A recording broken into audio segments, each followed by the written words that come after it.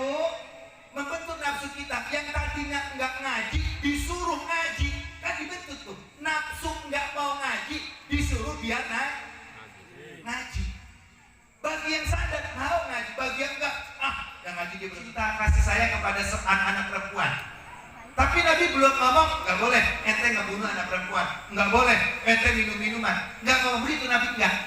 Dibiarin aja itu. Yang penting Nabi bersikap baik. Belum ngomong Nabi, belum dakwah secara lisan. Ini orang Mekah semua senang tuh sama Nabi ini. Saking cintanya, senangnya dengan sikap Nabi Muhammad Sallallahu Alaihi Wasallam, sampai-sampai Nabi Muhammad ini diberikan laqab, diberikan julukan oleh kafir Mekah. Ini yang ngasih julukan orang kafir Mekah. Nabi diberikan julukan itu Al-Amin, orang yang amanah, orang yang jujur, orang yang dapat dipercaya. Itu makna dari Al-Amin. Dan Al-Amin itu yang memberikan julukan bukan orang Islam, orang kafir.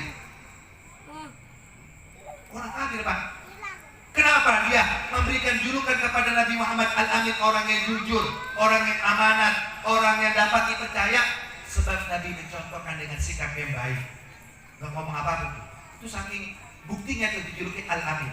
Amin di sini bukan amin dalam doa, karena amin dalam doa itu berbeda. Ya, Al-Amin, amin. Kalau amin dalam doa itu mesti panjang, Pak.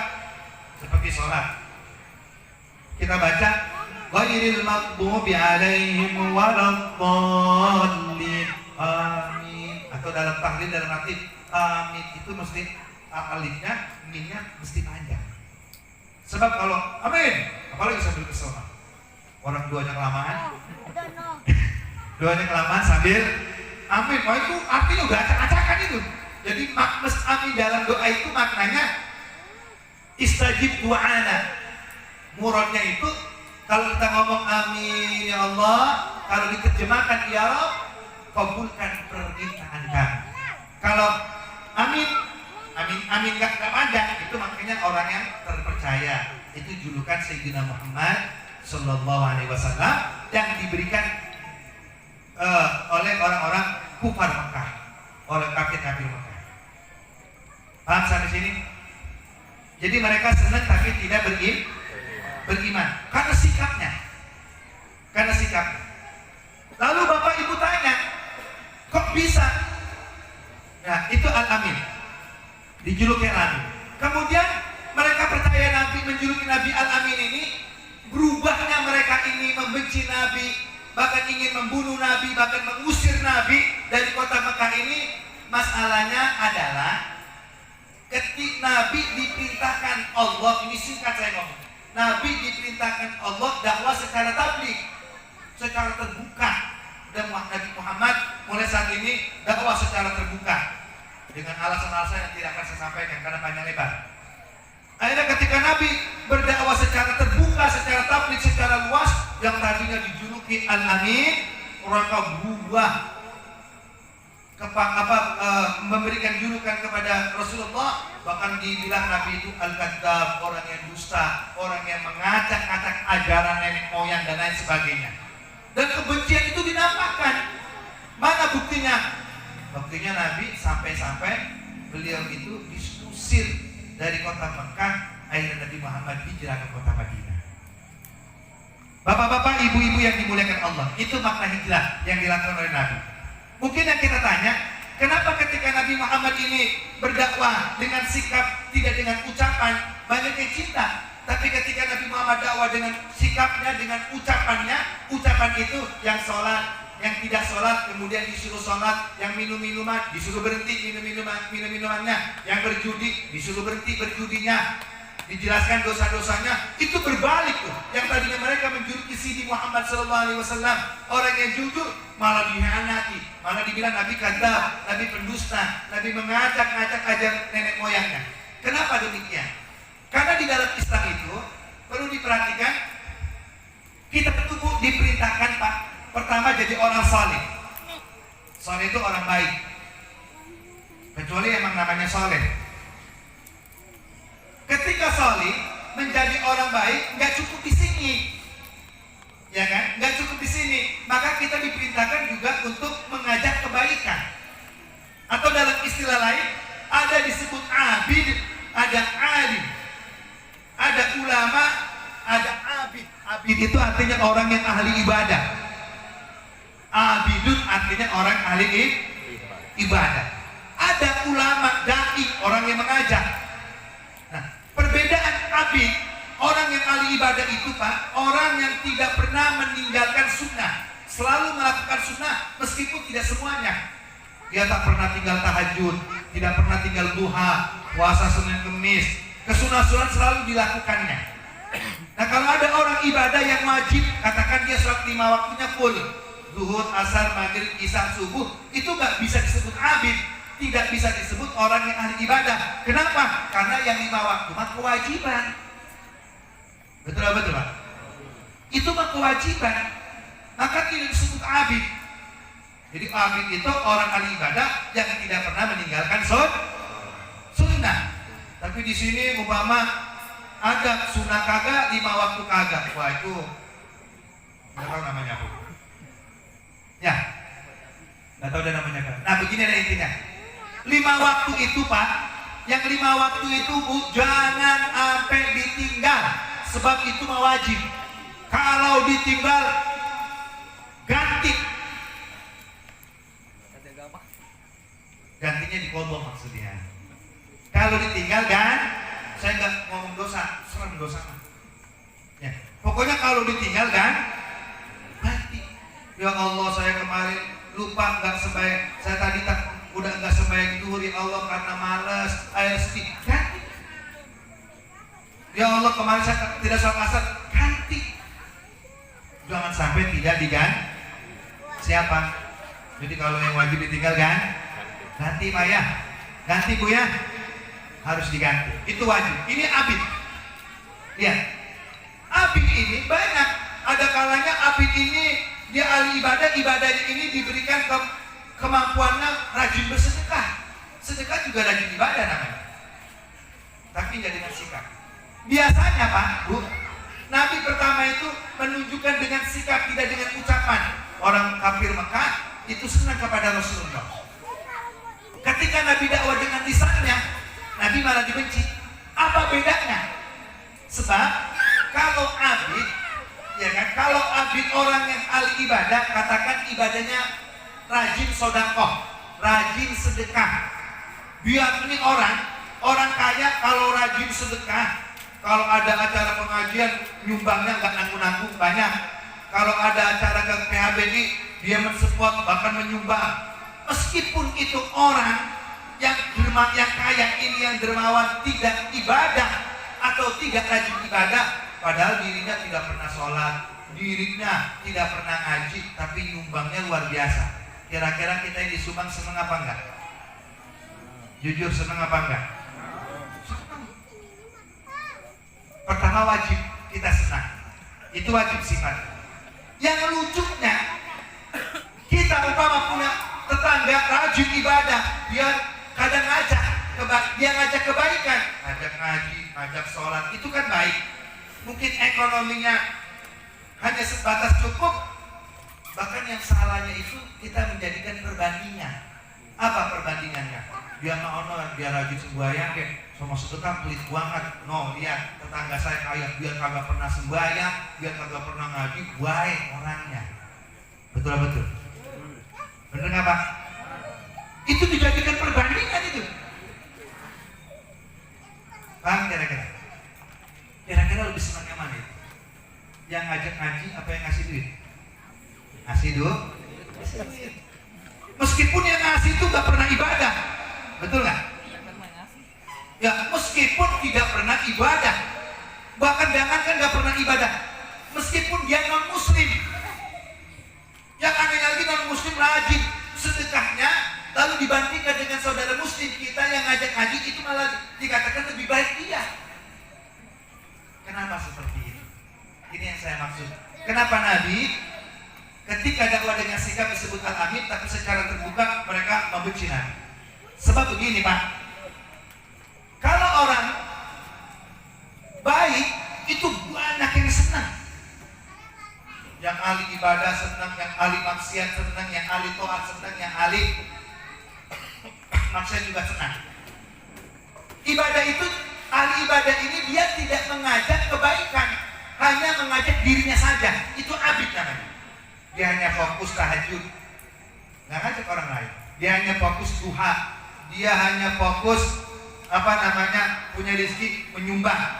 Ini banyak yang senang ini orang seperti itu. Kenapa? Karena ketika dia tahajud pahala untuknya, tetangganya tidak dapat. Dia melakukan sholat duha, dia dapat pahala, tetangganya dapat nggak pahala dari dia? Nggak dapat, kecuali kalau dia sholat duha. Dia nyumbang uang, dia mendapatkan pahala, tetangganya yang tak nyumbang tidak mendapat pahala, hanya mendapatkan pahala untuk dirinya saja. Paham kira-kira? Itu abid. Berbeda dengan da'i. Ketika Nabi diperintahkan untuk da'i, untuk mengajak umat beriman kepada Allah, Nabi Muhammad mulai dakwah, melarang perzinahan, melarang minum-minuman, melarang menyembah berhala. Ini berubah benci kepada Nabi. Kenapa? Ketika mengajak kebaikan itu malah berubah benci. Yang baik, ketika Nabi baik, belum mengajak kebaikan, mereka menjuluki Al-Amin. Paham Pak? Ibu paham Bu? Kayaknya kagak ya? Aduh, saya lihat muka ibu, bapak-bapak tanda tanya ini paham apa Pak? Kagak ini ya? Begini-gini nih Bu. Orang baik, Nabi ketika dakwah pertama kan sembunyi-sembunyi, ya kan? Nabi nggak nyuruh orang minum-minuman dibiarkan, karena memang belum ada hukum yang paten dari Allah.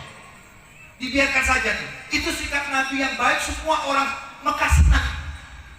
Bahkan kesenangannya itu diungkapkan dengan menjuluki Nabi dengan kata Al-Amin. Orang yang jujur, orang yang baik.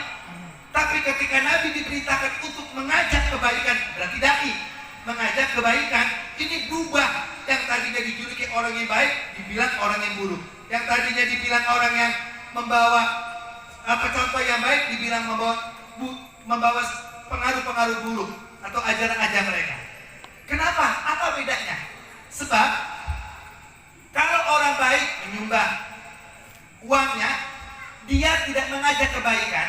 Karena kalau orang mengajak kebaikan itu Bu, banyak ujiannya. Kenapa? Sebab dia membentur nafsu buruk yang ada di kita. Orang mengajak kebaikan, kenapa ada yang tidak senang? Atau mungkin banyak yang tidak senang? Sebab orang mengajak kebaikan itu Pak, Bu, membentur nafsu buruk kita.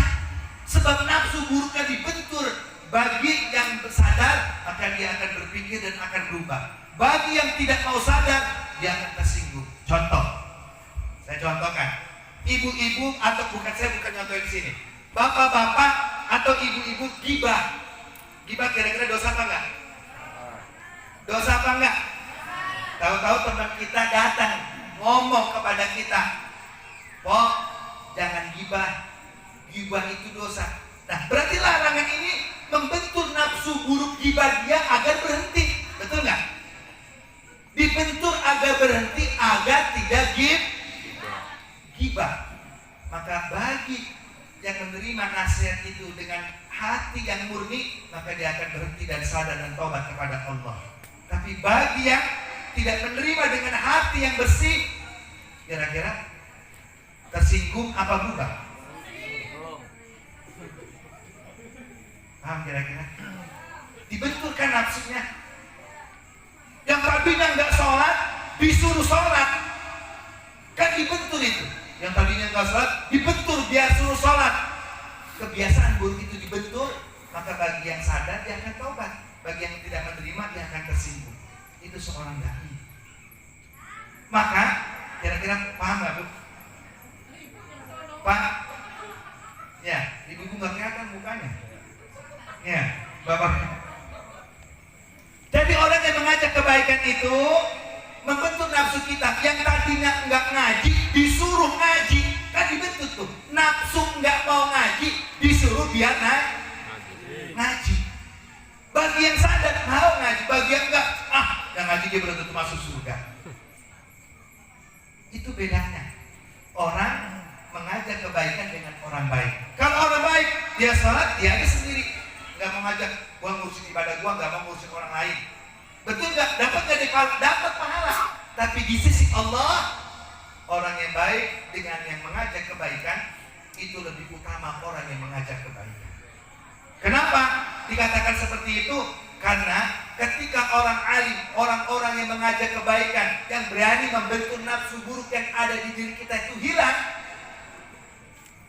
mungkin 10, 20, 30 tahun yang akan datang belum ada penggantinya. Tapi kalau abid, orang yang rajin ibadah, katakanlah yang baca tahlil, yang baca ratib, dia belum mati, dia udah banyak yang bisa baca tahlil. Betul nggak? Betul apa enggak? Coba lihat yang alim. Jelas kira-kira ini? Nah makanya Nabi Muhammad, kenapa tuh? Ketika dia mengajak kebaikan, mereka malah berubah. Karena dibentur Pak nafsunya. Karena dibentur. Biar enggak ibu-ibu ngaji, ngomong baik, kata gurunya, jangan ngomong Bu, diam. Itu kan dibentur nafsunya Bu. Bu, itu kan nafsunya dibentur, jangan ngomong. Kenyataan ngomong baik. Pak, kira-kira itu ngebentur begitu Bu. Bu, guru, kiai, ulama, kita disuruh ngikutin Nabi. Betul kan ya? Disuruh ngikutin Nabi. Ngikutin Nabi, ngikut apanya? Hah? Ngikutin akhlaknya. Paham? Ngikutin akhlak. Akhlak apa? Akhlak kepada Allah, akhlak kepada Nabi, akhlak kepada guru, akhlak kepada tetangga, akhlak kepada seorang muslim, akhlak kepada sesama manusia, akhlak itu. Nah guru kalau ngomong umpama siapapun gurunya jangan ngomong, berarti ibu diam. Nah diamnya ibu itu akhlak Nabi, diamnya bapak itu akhlak Nabi. Tapi nggak apa-apa dan biar enjoy, yang nggak apa-apa ngomong nggak saja kuat-kuat. Ya, yang ngomong syaratnya nggak boleh kedengeran. Gimana ini? Maksudnya itu. Jadi mereka itu membentuk. Kan susah itu. Ya kan? Susah nggak ngejaga? Misalnya yang contoh yang kecil dah. Kiai lagi ngomong, diam. Itu kan yang diam dulu. Jangan ngomong jihad dah. Kebanyakan jihad mah ketinggian. Jihadnya ngaji, jangan ngomong. Pak, kata ibu-ibu, gua ngajak sama yang orang kagak begini banget, apa masih penuh begini, bagian. Saya udah bagian baik dah. Kira-kira, nggak, tapi nggak apa-apa, aku ngomong nggak apa-apa, asal nggak kedengeran. Nanti ajak nilai aja. Namun sebetulnya itu adalah akhlak maksud saya itu. Lihat, itu Nabi tuh, ketika ngajak yang tadinya menyembah berhala, disuruh berhenti menyembah berhala, kan dibentur. Agak berhenti, dan terima. Yang tadinya biasa minum minuman, dibentur jangan minum minuman, akhirnya gak terima. Yang tadinya tidak puasa, dibentur suruh puasa, akhirnya tidak menerima. Dan dengan sebab itu Nabi dibenci. Saking dibencinya Nabi, yang dibenci itu bukan Muhammad ya, bukan. Yang dibenci karena membentur kebiasaan buruk mereka itu. Coba deh kalau Nabi Muhammad dia kagak ngebentur, sama kayak dia, kagak bakal benci. CS. Ya kan? Kenapa CS? Karena sama-sama begitu. Jelas kira-kira ini. Nah ini makna daripada hijrah itu. Nah akhirnya Nabi Muhammad ketika mengajak kebaikan, saking gregetannya itu orang Mekah, akhirnya apa? Nabi Muhammad Sallallahu Alaihi Wasallam kalau mau ngaji, kalau mau dakwah, rumahnya itu ditebarkan kotoran oleh Abu Lahab dan istrinya. Nabi nggak berhenti, akhirnya nggak berhenti di situ, ditebarkan duri-durian. Tetap Nabi Muhammad itu berdakwah, nggak berhenti di situ, fitnah bertebaran kemana-mana. Nggak berhenti juga, akhirnya bingung. Udah kalau begitu kita tawarkan anak Muhammad ini harta tahta wanita. Dan itu kan terakhir. Nabi pun nggak mau juga. Akhirnya terakhir bunuh Muhammad. Ini kan udah puncak kebenciannya. Karena disuruh berhenti nggak mau. Ya kan, udah tawarin harta aja deh. Nabi nggak mau, apa yang dibilang? Udah gini aja Muhammad, ente saya kasih harta, saya kasih jabatan, ganti anda ibadahnya. besok saya ikut ibadah kepada kamu, dan esoknya kamu ikut ibadah kepadaku. Ganti-gantian. Senin ikut ibadah seperti Rasulullah, hari Selasanya Nabi ikut ibadah seperti mereka. Kata mereka, ini biar fair Muhammad, biar ini diganti-gantian. Tetap turun surat Al-Kafir itu kan, ya kan, la a'budu mata ta'budu, saya tidak akan menyembah apa yang kamu sembah. Nah, puncak kebencian mereka akhirnya apa? Bunuh Nabi Muhammad. Nah, ketika Nabi Muhammad SAW mau dibunuh, ini sebatas hijrah, kisah hijrah dulu. Ketika Nabi ini ketika hijrah, akhirnya kabar untuk membunuh Nabi itu didengar. Akhirnya apa? Nabi Muhammad SAW, berita itu didengar oleh Ali bin Abi Thalib. Ketika sampai ke rumah Nabi Muhammad, ya Rasulullah, saat ini kau akan dibunuh, segera kamu keluar. Si kocok, akhirnya Nabi Muhammad itu Pak meninggalkan kota Mekah menuju kota Madinah. Kenapa itu? Karena mau dibunuh. Tujuannya biar berhenti. Tapi Nabi Muhammad ketika ketika Nabi hijrah ke Madinah, Nabi sedih Pak. Sama kayak bapak-bapak sama ibu-ibu yang dari Jawa, yang dari Sunda. Kalau tiap tahun istilah mudik, rindu nggak dengan kampung halaman? Rindu, sebab nabinya begitu ketika hijrah. Nabi mau hijrah, pindah. Nih, pindahnya Nabi dari kota Mekah. Sebelum berangkat ke kota Mekah itu, Nabi itu Pak ngomong dengan kota Mekah, yang artinya begini, wahai Madinatul Makkah, wahai kota Mekah, tidak ada kota yang sesucimu, tidak ada kota yang sesucimu. Sesungguhnya aku betah dan ingin sekali diam di tempatmu, hai Mekah.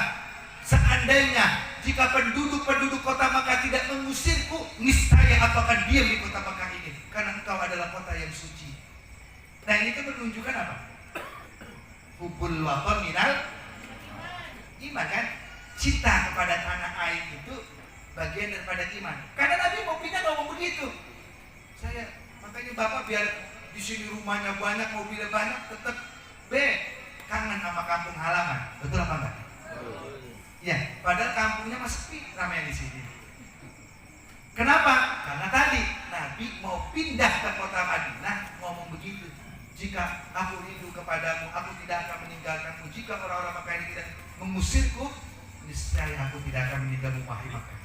Itu Nabi itu ngomong begitu. Nabi akhirnya pindah ke kota Madinah. Inilah hijrah, makna hijrah yang pertama dilakukan oleh Rasulullah Sallallahu Alaihi Wasallam. Paham kira-kira? Itu yang pertama ngomong lagi kan. Sampainya Nabi ketika hijrah itu, akhirnya balik lagi. Nabi Muhammad balik lagi ke kota Mekah. Nabi ngumpulin kekuatan di sana, banyak yang beriman kepada Nabi Muhammad SAW. Tapi Nabi kemudian kembali lagi ke kota Mekah setelah mempunyai pasukan yang banyak, yang disebut dengan terbukanya kota Mekah. Nah, hijrahnya Nabi ini ke kota Madinah atas isyarat dari Allah Subhanahu wa Ta'ala. Bukan pengen dewe, bukan pengen sendiri pindah ke kota Madinah, atas isyarat dari Allah. Sebab isyarat dari Allah, ternyata betul penduduk Madinah lebih beriman kepada Rasulullah SAW dibandingkan orang-orang Mekah. Sama para ulama habaib yang dari Yaman, dari Hadhrul Maut hijrah ke Indonesia, itu semua atas isyarat dari Rasulullah SAW. Kagak sengaja pindah-pindah sendiri, nggak sengaja. Saya mah umpama yang kita tahu ini, siapa yang pertama kali orang Arab masuk ke Indonesia? Dia tahu? Syekh Subakir. Ya, itu atas isyarat dari Nabi Muhammad Sallallahu Alaihi. Nama aslinya siapa Syekh Subakir? Sunan Ampel. Nama aslinya Sayyid Muhammad Alwi Azmat Khan Al-Husaini yang dimakamkan di Janban. Itu datuknya Wali Songo, Syekh Subakir. Saya nggak bahas itu datuknya. Itu semua adalah isyarat dari Rasulullah. Karena dalam Indonesia sebutnya Subakir jadinya. Pada itu Sayyid Muhammad Alwi Al-Bakir, itu nama aslinya. Lihat, ini semua adalah isyarat Nabi. Nah, Nabi Muhammad atas isyarat dari Allah, dia pindah ke kota Madinah, ternyata betul. Sampainya sebelum sampai ke kota Madinah, itu penduduk Madinah udah ngedengar kabar bahwa Muhammad akan datang ke Madinah. Itu Pak Bu ditunggu selama 3 hari, Nabi belum datang. Dilihat dari kejauhan mereka naik-naik ke bukit, apakah ada Nabi Muhammad itu sedang berjalan? Ternyata dilihat, iya Nabi Muhammad sudah hampir sampai. Dia nunggu dari hari Jumat. Ditunggu dari pagi sampai siang sampai sore, Nabi nggak sampai ke Madinah. Akhirnya apa mereka? Mereka berpikir nggak kapok, udah pulang aja, mungkin Nabi Muhammad ini tidak sampai ke sini. Itu hari Sabtunya orang bukan makin sedikit, makin banyak nunggu Nabi Muhammad. Ternyata Nabi Muhammad belum sampai juga di Madinah. Ditunggu lagi sampai hari Minggu, orang makin banyak, 3 hari nunggu Nabi Muhammad. Nabi tak sampai, tidak sampai ke kota Madinah. Karena ada isyarat Allah menginjak kakinya di kota Madinah di hari Senin. Makin banyak, berapa tuh? 3 hari nungguin Nabi, yang sedikit makin banyak, makin banyak. Saking banyaknya, maka diungkapkan kebahagiaannya atas kedatangan Nabi. Ini atas isyarat Allah.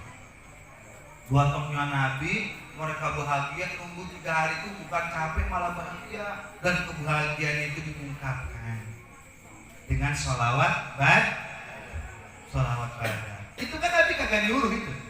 Gak nyuruh, kan kalau gua sampai lu sambut gua ya pakai hadroh, enggak. Kan kalau gua sampai ke Madinah lu sambut gua, enggak itu. Bid'ah itu Pak, gak disuruh sama Nabi. Nabi kagak nyuruh. Nabi sampai disambut, saking bahagianya disambut. Bagaimana sambutannya? Tala'al badru alaina min zaniyatil wada wajib syukru alaina mad'a ayyuhal mab'utsu fina jita bil amril muta' intashar raftal madinah marhaban ya khairadat. Itu gak nyuruh Nabi itu. Kalau diterjemahkan, Tola al-badru telah datang kepada kami rembulan. Nabi dibilang bulan. Fungsinya min saniyatil wada, dia datang dari saniyatil wada. Wajaba asyukru alaina, dengan kedatangan Nabi maka wajib atas kita semua asyukru, bersyukur kepada Allah. Ayyuhal mab'utsu fina, wahai manusia yang diutus kepada kami. Nih senangnya nih. Kenapa tuh senang kedatangan Muhammad? Bukan Muhammad nih, bukan. Kesenangannya mab'utsu fina jikta bil amril muta. Senangnya itu jikta bil amri, engkau datang ke Madinah ini bil amri, dengan membawa syariat, dengan membawa agama, dengan membawa aturan dari Allah al-muta'i, yang tidak engkau abaikan. Jadi senangnya itu. Paham kira-kira? Nah, sekarang nabinya nggak ada, yang bawa itu para ustadz kiai. Kira-kira senang nggak didatangin kiai? Siapa saja? Nah ini bapak-bapak, ibu-ibu yang dimuliakan Allah, maka disinilah hukum hijrah berlaku. Insya Allah. Jadi saya mohon maaf. Jadi malam ini saya hanya membahas kisah hijrah itu sendiri. Maka insya Allah bulan depan saya coba akan membahas apa maksud paman kanat hijratu ilallahi wa rasulih. Intinya hijrah yang tadi saya sampaikan, sekarang tidak perlu kita hijrah. Yang paling baik itu adalah menghijrahkan diri kita, memindahkan diri kita, yaitu bukan rumahnya, bukan tempatnya, tapi memindahkan sifat buruk itu menuju sifat yang baik. Itu yang paling terpenting. Menghijrahkan sifat yang baik, hijrah atau pindah kepada sifat yang lebih baik. Dari sifat yang lebih baik menuju atau pindah kepada sifat yang semakin baik. Itu hijrah yang harus kita lakukan. Artinya yang tadinya enggak ngaji jadi ngaji, itu hijrah. Yang tadinya tidak sholat menjadi sholat. Yang tadinya enggak akur sama tetangga menjadi itu hijrah. Siap? Itu hijrah yang mesti kita lakukan. Bagaimana makna itu?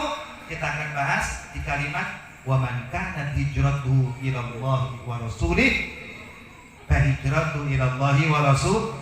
wa rasulih. Wallahu a'lam bis